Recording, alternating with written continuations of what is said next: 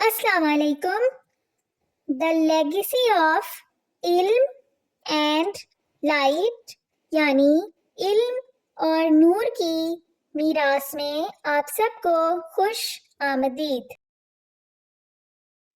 نزول وحی کی کیفیات کے بارے میں حدیث شریف میں کیا فرمایا گیا ہے، آئیے جانتے ہیں اس ویڈیو میں.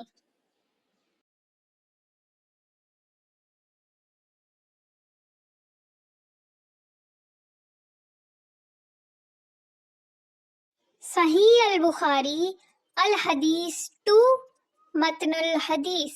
قال رسول اللہ صلی اللہ علیہ وسلم احیانا یاتینی مثل سلسلۃ الجرس وہو اشدہ علی فیفسم انی وقد وعیت عنہ ما قال واحیانا یتمثل لی الملک رجلا فیکلمنی فآئی ما یقول.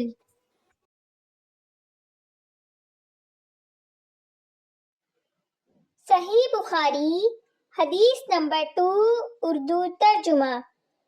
رسول اللہ صلی اللہ علیہ وآلہ وسلم نے فرمایا، کبھی تو میرے پاس گھنٹی کی آواز کی طرح آتی ہے اور یہ انداز وحی میرے اوپر سب سے زیادہ شاق گزرتا ہے، اور جب یہ کیفیت ختم ہوتی ہے تو میں اسے محفوظ کر چکا ہوتا ہوں.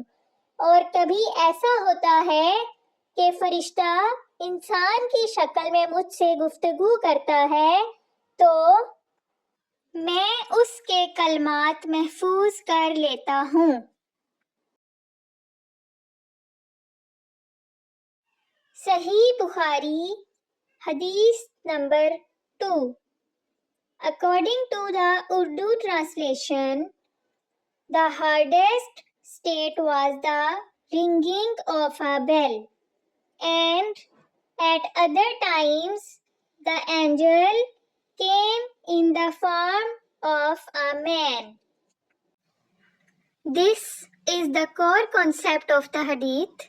For the complete translations, details, and chain of narrations, please refer to the authentic English translations by the renowned Islamic scholars. اور ریاضت صالحین by Imam an-Nawawi. For your convenience, I have provided the link in the description.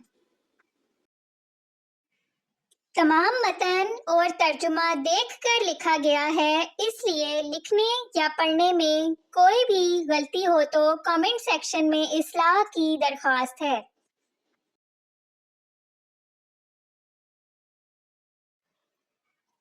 امید ہے آپ کو video پسند آئی ہوگی. مزید معلوماتی ویڈیوز کے لیے میرے ساتھ رہیں. آپ سب کے وقت کا بہت شکریہ.